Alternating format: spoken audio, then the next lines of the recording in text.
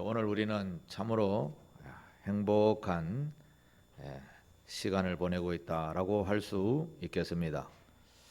이 작은 대한민국이라는 나라 속에서 복된 삶을 사는 것이 얼마나 행복한가를 생각해 보았습니다.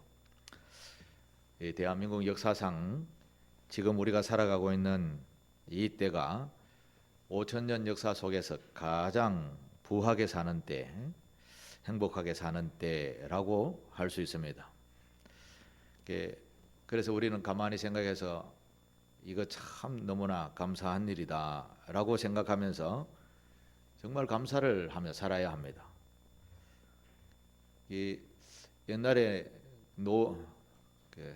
나이가 들어서 늙어가는데 자녀들에게도 미움을 받고 동네에 가도 노인네 취급받고 어디 마음 둘 곳이 없어서 그렇게 살았는데 요즘은 국가에서 일정한 월급 주죠. 노령연금이라는 것을 주는 그런 복된 나라입니다. 선진국이라 해도 이런 노령연금 다 주는 나라 없습니다. 그런데 우리 이런 참으로 좋은 나라에 살면서 실제적인 생활은 감사보다도 여전히 불평과 불만이 많은 삶을 살아가고 있는 것이지요. 왜 사람은 많이 가져도 끊임없이 불평과 불만, 만족감이 없을까요? 그것을 제가 성경에서 찾아보니까 창세기에 보면 아담과 하와에게 죄가 들어오고 나서부터 이 사람들에게 끊임없는 불만족함이 있었다라는 것을 알 수 있게 됩니다. 그것을 한마디로 말하면 악이라고 하죠. 악이라고 합니다. 악이 사람들에게 들어와서 지배를 하기 시작하니까 매사에 불평과 불만이 가득한 삶을 살게 된 것입니다. 이 악이라는 죄악은 아주 독특한 속성을 가지고 있습니다. 무엇인가 하면 하나님께서 창조해 놓으신 선하신 모든 것을 다 반대한다라는 것입니다. 다 싫어한다라는 것이죠. 그래서 우리는 선한 것에 어긋나는 모든 것은 악이라, 죄악이구나 라고 판단할 수 있어야 된다라는 것입니다. 이런 인간에게 죄악이 들어옴으로 말미암아서 인간은 끊임없이 다투고 싸워 왔었습니다. 나라와 나라 간에는 이런 악한 마음으로 싸우면 전쟁이라고 하죠. 이웃과 이웃 간에는 미움, 때로는 다툼, 시기, 질투 이런 것 때문에 싸우게 되는 것이죠. 이런 미움, 다툼, 시기, 질투가 우리에게 들어오게 되면 인간관계가 원만해지지 못하는 것입니다.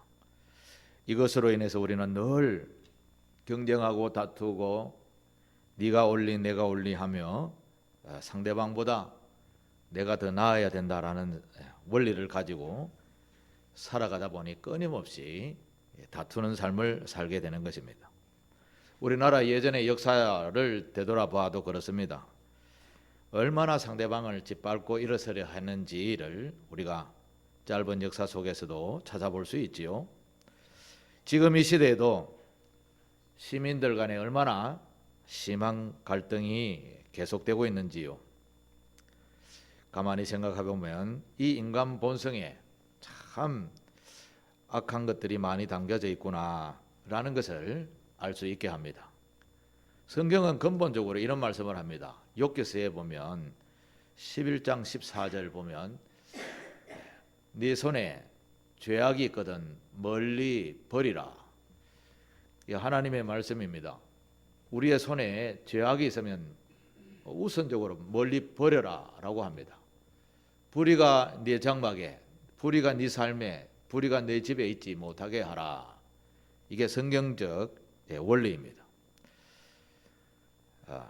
죄를 멀리 하라는 것이죠. 자, 그러면 우리는 죄를 가까이 하지 않으면 되겠네. 이렇게 생각할 것입니다. 그런데 죄라는 것은 인류의 역사를 이렇게 쭉 살펴봐도 그렇습니다. 처음부터 어마어마한 죄악이 찾아와서 뭐 아주 악의 화신처럼 그렇게 변하는 것이 아닙니다. 죄라는 것은 처음부터 강하게 이렇게 다가오는 것이 아니고요. 조금씩 우리의 마음과 생각을 지배하고 들어오게 되는 것입니다. 정말 사소한 것으로부터 시작합니다. 그런데 이 사소한 것이 모이면 죄가 되어지는 것이죠. 그리고 우리의 인생의 발목을 잡고 결론적으로는 멸망에 이르게 하는 것, 이게 죄악의 속성입니다. 제가 지난주에 조선일보를 보니까 요즘 젊은이들이 마약에 엄청 많이 빠졌다라는 소식을 전면 한면에 다 이렇게 써놓은 것을 제가 자세히 읽어보았습니다. 그곳에 젊은이들이 내가 처음부터 마약해야지 라고 하는 청년은 아무도 없습니다. 대체로 가까이 있는 지인들, 친구들, 이런 가까이 있는 사람들이 야, 이거 한번 맞으면 엄청나게 힘이 생기고 용기가 생기고 정말 행복해진다. 이거 영양제라고 생각하고 한번 맞아볼래? 이렇게 해서 뭐 딱 한 번이면 뭐 괜찮겠지라고 하면서 시작을 한다고 합니다. 아니면 친구들과 모여서 술을 먹다가 술 기운에 마약을 한 번씩 경험하게 된다고 합니다. 깨어나고 나서 그 다음 날부터는 마약이 주는 엄청난 유혹에 잊어버리지 않는 고민을 계속한다라는 거 하는 겁니다. 마약이라는 것은 나의 인생이라는 것을 멸망시킨다, 이런 지식이 있음에도 불구하고 이 마약의 유혹에 이기지 못한다는 것입니다. 왜 그런가 하면 자나 깨나 그 마약의 유혹이 나의 생각을 끊임없이 파고들고 들어오기 때문에 그렇다는 것이죠.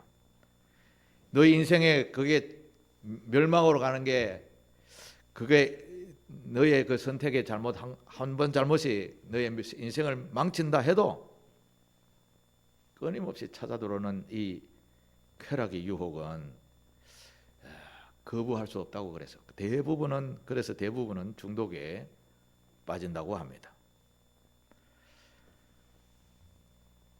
인생의 발목을 잡는 것은 마약뿐만 아니지요. 유혹이라는 것이, 탐심이라는 것이, 욕심이라는 것이 우리에게 들어오게 되었을 때 일어나게 되는 겁니다. 사실 이런 것도 죄의 속성처럼 처음부터 뭐 강하게 이렇게 오지는 않습니다. 아주 사소한 것부터 서서히 우리를 찾아 들어오게 되는 것이죠.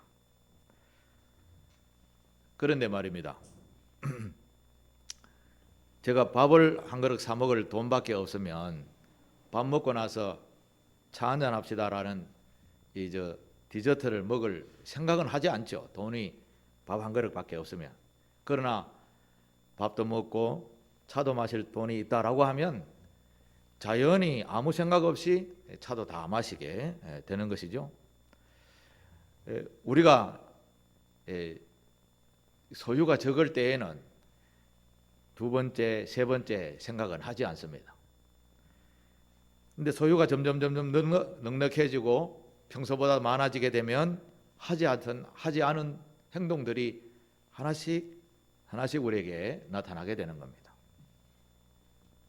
다시 말하자면 우리 인생의 모든 유혹은 우리가 조금 풍요로울 때, 조금 살만할 때 찾아온다라는 것입니다. 여러분, 먹고 살기 어려운데 뭐 언제 옆으로 눈 돌릴 새가 있겠습니까? 집에 가면 아이들이 배가 고파서 울고 있는데 어디 가서 쾌락적인 놀이를 하며 놀 수 있겠습니까? 즐길 수 있겠습니까?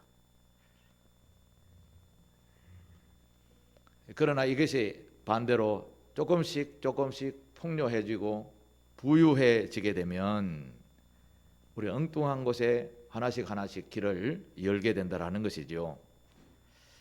이걸 다른 말로 하면 좀 겸손해져야 된다, 그리고 성숙해져야 된다라는 말인데, 우리말에도 벼가 익으면 고개를 숙인다라는 말이 있듯이, 사실 우리의 인생은 좀 그래야 되는데 그렇지 못한 것이 우리의 본성의 모습이지요. 그래서 우리는 늘 우리를 멸망시키는 이 죄의 속성에 대한 경각심을 늘 가지고 있어야 됩니다. 매일 매 순간 우리는 이것에 대한 경각심이 없으면 멍하니 있을 때 찾아오게 된다는 것이죠. 인간은 근본 악한 존재이기 때문에 겸손보다 교만함이 더 빠르게 반응을 하게 되는 겁니다. 잠언 18장 12절에 보면 사람의 마음의 교만은 멸망의 선봉이다 라고 이야기했습니다. 우리가 교만은 멸망하는데 제일 첫 번째다 라고 이야기합니다. 상대적으로 겸손하면 존귀함으로 우리의 인생이 존귀하게 여김을 받게 된다라고 말씀하셨습니다. 그래서 그리스도인인 저와 여러분들은 언제나 예수님께서 겸손하셨던 것처럼 우리 겸손한 마음, 남을 높이고 나는 낮아지는 마음, 이런 성숙한 믿음 있는 성도들이 되시기를 바랍니다. 러시아의 아주 유명한 그 대문호라고 하는 톨스토이가 살았었습니다. 많이 들어보셨죠? 이 톨스토이가 수많은 책을 썼는데 그 중에 인간의 내면의 악이 어떻게 들어오는가, 인간의 내면에 악이 어떻게 들어오는가, 악은 도대체 어떤 존재인가, 이렇게 이야기로 잘 풀어놓은 구절이 있어서 제가 소개를 합니다. 그 제목이 보면 마귀와 빵 한 조각이라는 이야기입니다. 이 이야기의 내용은 어떤 농부가 한 명 있었습니다. 농부가 열심히 농사를 짓는 일을 합니다. 그리고 배가 고프면 자기가 도시락으로 사간 빵이겠죠. 도시락을 나무 그늘에서 먹고 또 힘을 내어서 열심히 일을 했습니다. 대부분 많은 사람들이 보기에는 참 선한 농부다, 정말 열심히 근면한 농부다, 이렇게 보게 되었습니다. 그런데 상대적으로 마귀는 저 농부를 어떻게 하면 타락시킬까, 이런 존재가 마귀의 존재인 것이죠. 이 톨스토이가 그런 이야기를 합니다. 그래서 마귀들이 농부를 타락시키라는 이 회의 제목을 가지고 전략을 짜게 모였습니다. 어떻게 하면 저 농부를 타락시킬 수 있을까? 그래서 그 마귀들이 회의를 하고 마귀들 중에 제일 쫄병을 이제 농부에게 보내게 됩니다. 여느 날 또 마찬가지로 농부가 열심히 일하고 있습니다. 그 일하고 있는데 마귀가 가서 도시락을 사온 빵을 숨겨버렸습니다. 농부는 열심히 일하다가 배가 고파서 자신이 가서 사온 도시락을 열게 되었습니다. 그런데 그 안에 빵이 없는 겁니다. 누가 훔쳤지? 하면서 마귀가 생각하기에는 아니 이게 어떤 XX가 가져갔냐 막 이렇게 막 욕하고 이렇게 할 줄 알았는데 농부가 하는 말이 예상과 다르게 나보다도 더 배고픈 사람이 있었던 모양이구나. 그 사람이 내가 가지고 온 빵을 먹고 회복하면 참 좋지. 뭐 내가 이거 한 번 안 먹는다고 내가 뭐 굶어 죽냐? 그러면서 빵을 가져가서 먹은 사람을 보고 회복해서 참 잘 된 삶을 살면 좋겠다라고 이렇게 중얼중얼 거리더랍니다. 마귀의 공격이 1차적으로 실패했죠. 그래서 마귀 대장에게 다시 돌아갔습니다.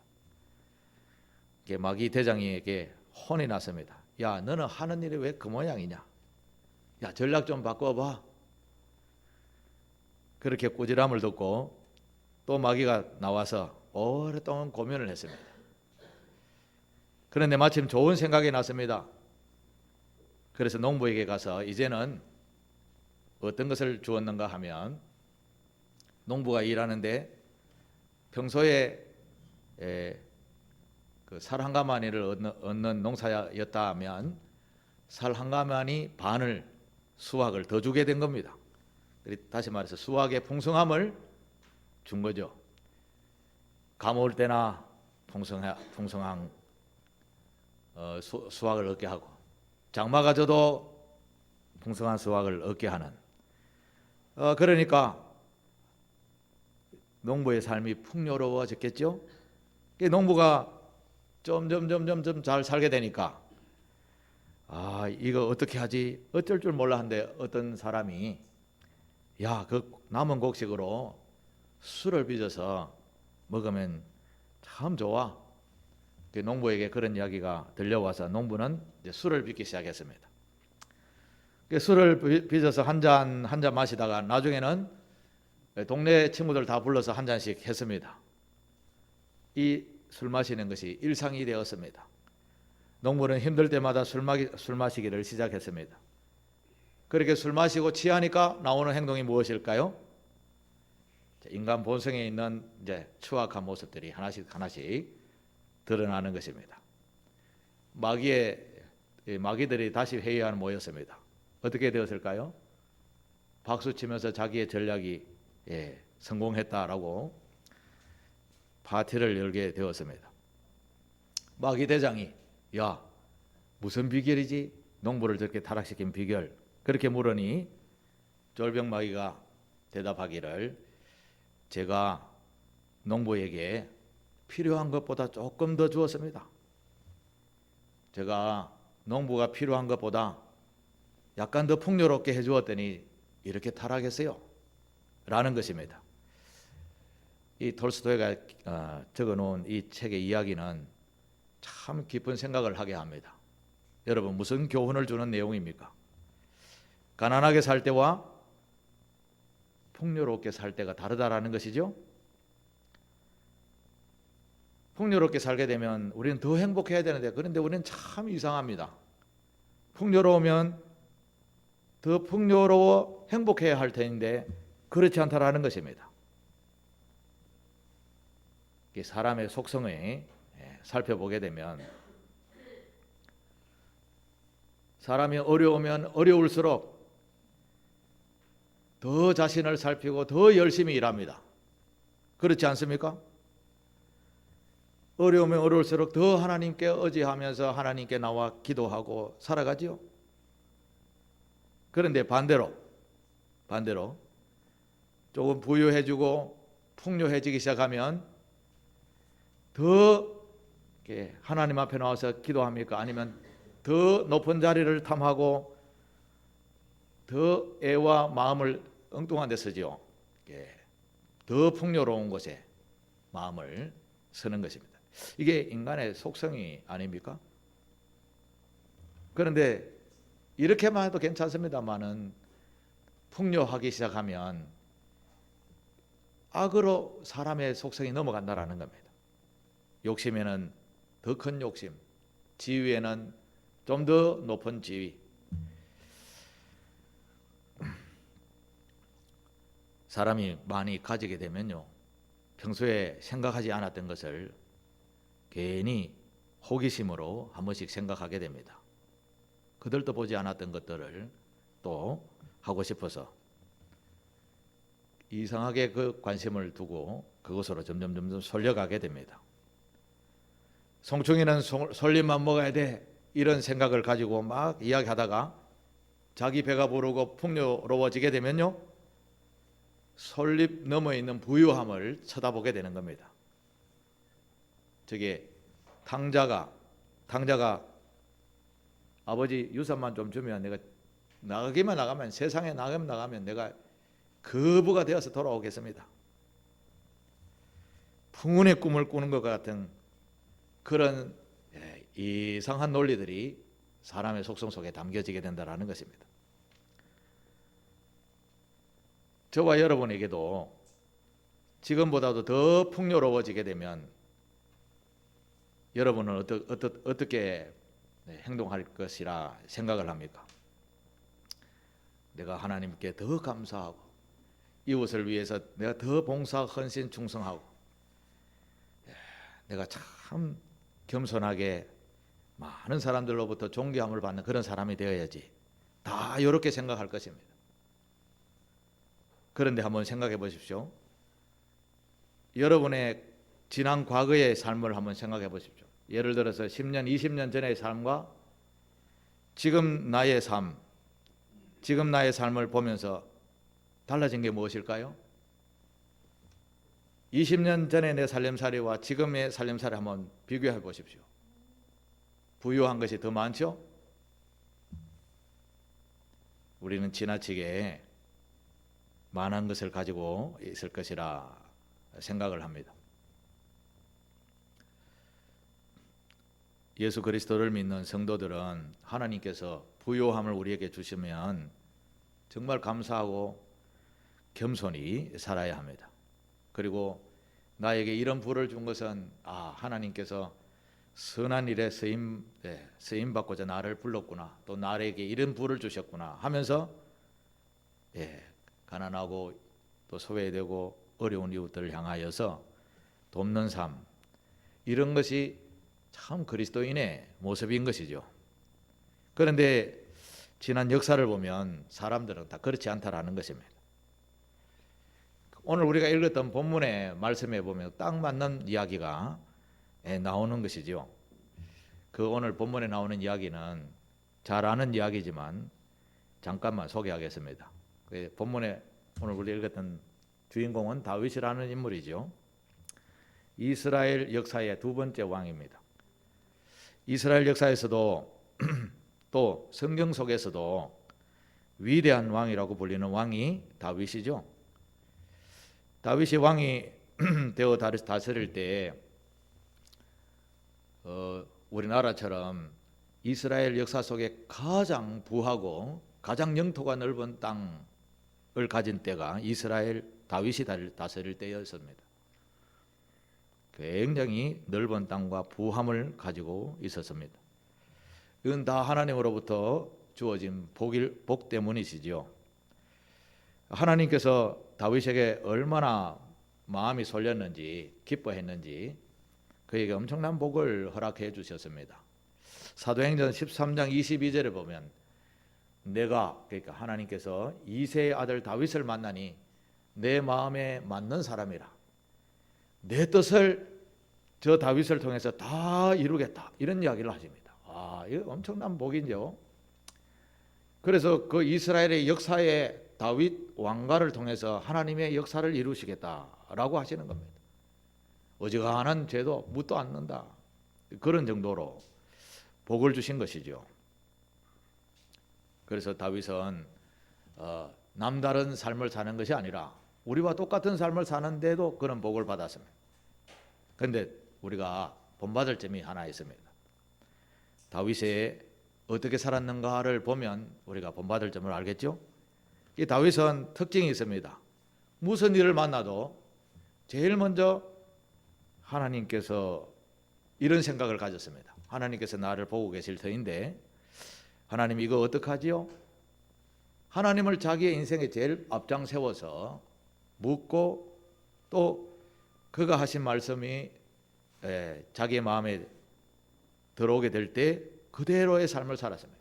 그랬더니 하나님께서 엄청난 복을 주셨는데 전무후무한 복을 주셨다, 이렇게 표현합니다.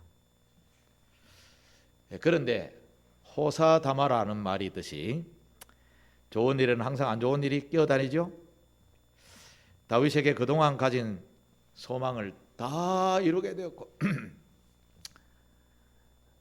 뭐 더 이상 바랄 것이 없을 만큼 지위도 가지게 되었었습니다만은 오늘 본문에는 어떤 이야기가 있었는가 하면 다윗의 군대 장관 요압이라는 분에게 전 군인을 소집해서 지금의 요르단입니다. 지금의 요르단의 수도인, 지금은 암만인데 성경에는 라빠라고 나옵니다. 그 암만을 완전히 정복해서 말썽을 다 없애라 하면서 군대를 다 보내게 됩니다. 이 요단강을 건너서 암몬을 치러 가게 되었죠. 그리고 군대를 다 보내고 나니 예루살렘 성안이 조용하게 되었습니다.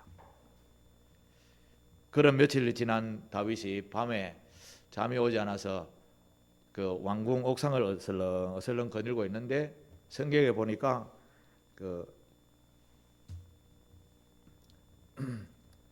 모욕하는 어떤 아름다운 여인을 보게 된 것입니다.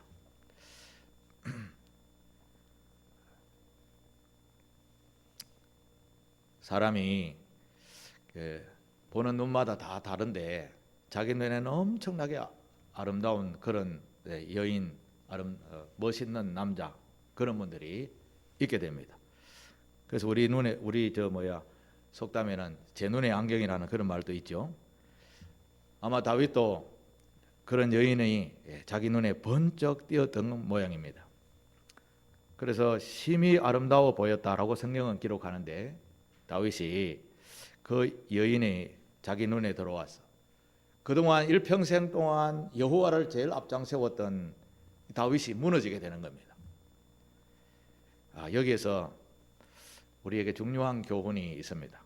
우리에게 욕심, 탐욕, 정욕, 자랑 이런 것이 들어오면 그동안 내가 이런 신념을 가지고 산다, 이런 신앙을 가지고 산다 해도 이게 하루아침에 무너진다라는 겁니다. 다윗도 무너지는데 우리가 안 무너지겠습니까? 그래서 지난날에 우리가 신앙이 그렇게 좋았다 하더라도 그 지난날의 신앙은 지금 우리를 보정하지 않는다라는 것입니다. 지금 우리 하나님 앞에서 정의와 공의로운 삶을 살지 않는다면 어김없이 죄에 무너진다, 그런 말씀입니다. 사실 다윗과 같은 이런 인물이 이런 육신의 정욕에 무너진다, 정말 놀라운 일이죠. 그의 아내가 몇이고 자식이 얼마나 있습니까? 그의 권력이 얼마나 있습니까? 그런데도 이런 일을 자신도 모르게 눈이 멀어서 저지르게 된 것이죠. 어느 순간 들어오는 탐욕, 어느 순간 들어오는 죄악이 우리에게 밀려 들어왔을 때 우리는 이것 나쁜 것이야, 이거 마약이야, 이거 중독이야 라고 앞에서도 말씀드린 것처럼 죄를 멀리 버려야 되는데 이거 버리지 못한다라는 것입니다. 인간으로서는 이 유혹에, 달콤한 유혹에 넘어가지 않은 인간이 아무도 없다라는 것이지요. 그래서 다윗은 이 여인과 간음을 하고 큰 죄를 짓게 됩니다. 그런데 자기 부하 장수의 우리아라는 군인의 아내였던 것을 다윗이 알게 됩니다. 그것도 아이를 가지게 되기까지 하니까 다윗이 이것을 아무도 모르게 완전 범죄로 없애려고 인간이 이렇게까지 하는구나 라는 생각을 할 정도로 오늘 본문에도 소개하고 있습니다. 이 남편을, 전쟁터에 가 있는 남편을 휴가를 줘서 오라고 합니다. 그리고 아무 일이 없는 것처럼 다윗이 야, 전쟁 어떻게 하느니 이렇게 묻다가 가서 좀 쉬었다가 다시 전쟁터로 가라고 집으로 보냅니다. 우리아는 집을 안 가지요? 내 전우들이 같이 지금 죽을 힘을 쓰고 싸우고 있는데 내가 지금 집에 가서 아내하고 즐거운 시간을 보내야 되겠습니까? 라고 하면서 안 갑니다. 그래서 다윗은 자기가 생각한 계획이 틀리니까 자기 군대 장관 요압에게 우리아를 전투에 제일 앞장 세워서 누가 보기에도 전쟁하다 죽었다라고 할 정도로 그렇게 앞장 세워서 죽게 해라, 이런 편지를 써서 보내게 됩니다. 사람이 이렇게까지 악할 수 있을까? 이제 죄의 속성을 우리가 알 수 있습니다. 죄는 죄를 물고 들어온다라는 것을 이야기하는 것이죠. 그런데 누가 하느냐? 절대적 하나님을 신뢰받았던 다윗이 이런 이야기를 하니 이게 우리가 너무 큰 충격인 것이죠. 나같이 죄가 많은 사람은 이렇게 한다 해도 더위 많은 이렇게 하지 않았을 것인데, 그런데 신앙이 좋은 사람만은 하지 않았을 것인데가 아니라는 겁니다. 신앙이 아무리 좋아도 이런 유혹에는 금방 넘어질 수밖에 없다라는 것이죠. 그래서 그 간음했던 밧세바의 남편 우리아를 전쟁터에서 죽고 나니 하나님께서 다 보고 계시는 하나님께서 이런 말씀을 하시죠. 사무엘하 오늘 읽었던 뒤에 말씀 27절 마지막에 보면 다윗이 행한 그 일이 어떻게 했다고 합니까? 여호와 보기에 악하였더라. 여러분, 하나님께서 보시기에 악하였다 하면 그 다음 따라오는 게 뭐냐 하면 재앙이 따라옵니다. 죄에 대한 심판이 따라오게 됩니다. 몇 가지 죄를 받게 됩니다. 크게 간음한 여인과의 낳은 아들이 죽게 됩니다. 두 번째는 다윗의 자손, 그러니까 다윗의 아들들, 왕족이잖아요. 왕위 창탈 전쟁이 가족 속에서 막 끊임없이 칼싸움 벌어질 것이다. 하나님께서 예언을 하십니다. 이런 것을 보면 무엇이요? 우리 자녀들이 왕위를 두고 막 싸우고 죽이고 한다고요? 그렇다라는 것이죠. 우리는 그래서 이런 죄의 값을 치르지 않으려면 정신을 번쩍 차려야 되는 것이죠. 이런 이야기를 들으면 우리는 하나님 앞에서 죄는 어떻게 해야 된다고요? 멀리 던져버려야 된다. 죄를 멀리하는 저와 여러분 되시기를 바랍니다. 하나님께서요, 다윗이 이런 죄를 짓기 전에 네 필요한 거 있으면 내가 다 이야기해라, 이런 이야기 하셨습니다. 그 12장 8절 한번 보실까요? 12장 8절.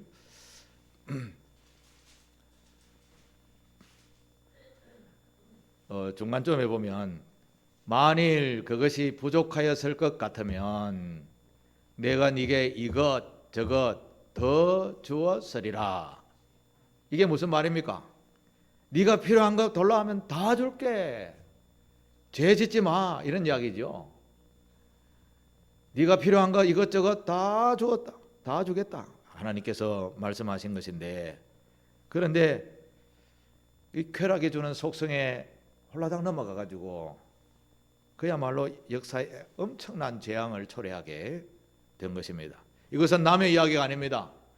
우리의 이야기입니다. 특히 거룩한 길을 걷는 성도라, 거룩한 길을 걷는 성도라는 저와 여러분에게 하시는 하나님의 교훈의 말씀입니다. 레위기 19장 2절에 보면 이런 말씀을 하셨습니다. 너는 이스라엘 자손의 온 회중에게 말하여 이르라. 이 말은 온 성도들에게 다 말하여 이르라. 너희는 거룩하라, 구별하라. 이는 나 여호와 너희 하나님이 거룩함이니라. 이때는 여러분도 아멘 하셔야 되는 겁니다. 이건 율법입니다. 오늘 저와 여러분에게 하나님께서 구별된 삶을 살라고 하십니다. 뭘 구별하나 하면 죄를 구별하라고 하십니다. 다시 말해서 성결한 삶을 사는 성도가 되라는 말씀입니다.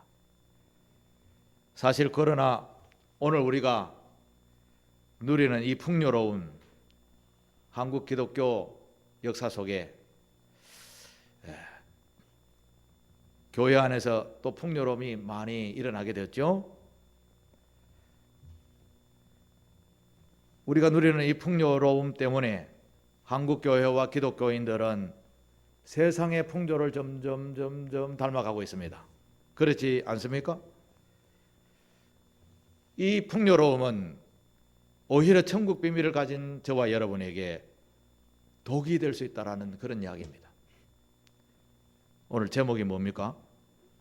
독이 될 수 있는 풍요로움. 풍요로움은 참 좋은 것이잖아요. 그런데 이상하게도 우리는 이 풍요로움이 이상하게도 독이 되어 우리가 오히려 풍요롭지 못할 때보다 더 못하게 되는 그런 상황에 처하게 된다는 것입니다. 이게 바로 숨어있는 죄악의 속성 때문이라는 것이죠. 그래서 우리는 끊임없이 우리를 공격하는 사단 마귀의 속성을 잘 알아야 합니다. 마귀의 속성을 이렇게 이야기합니다. 베드로전서 5장 8절 마귀의 속성 같이 읽습니다. 시작. 근신하라 깨어라 너희 대적 마귀가 우는 사자같이 두루 다니며 삼킬 자를 찾나니. 아멘. 마귀는 저와 여러분과 같은 착하게 살려고 하는 사람들을 두루 찾아 삼킬 자를 찾는다라고 합니다. 그러면 우리는 어떻게 해야 되겠습니까? 이 마귀에게 벗어날 수 있는 방법. 야고보서 4장 7절 같이 읽습니다. 그런즉 너희는 하나님께 복종할지어다. 마귀를 대적하라. 그리하면 너희를 피하리라. 아멘. 하나님의 말씀에 복종하시고요. 예수 그리스도의 이름으로 악한 죄악된 모습을 대적하십시오. 버리십시오. 그리고 명령하셔서 내가 치겠거든 피하십시오. 죄의 자리에 가지 마라는 말씀입니다. 우리는 하나님께 가까이 있는 자가 되어야 된다라는 말씀입니다. 늘 주의 말씀을 듣고 또 배우고 읽고 기도하면서 하나님 안에 살아갈 때에 악한 사단 마귀가 틈타지 못한다라는 것입니다. 사랑하는 우리 상길교회 교우 여러분, 우리는 누구도 여기에 풍요로움에 죄악에 또 우리를 넘어뜨리려 하는 모든 미움답던 시기 질투 이런 모든 것이 우리를 넘어뜨리려 한다라는 것을 기억하여야 합니다. 잊어버리지 말아야 합니다. 그래서 우리는 구별된 삶을 사셔야 합니다. 하나님의 말씀대로 정신을 번쩍 차리고 매사에 이게 맞는지 안 맞는지 이게 선인지 악인지 구별해야 됩니다. 그렇지 아니하면 나도 모르게 위대한 다윗도 일격에 넘어지는데 우리라 어떻게 피할 수 있겠습니까? 그래서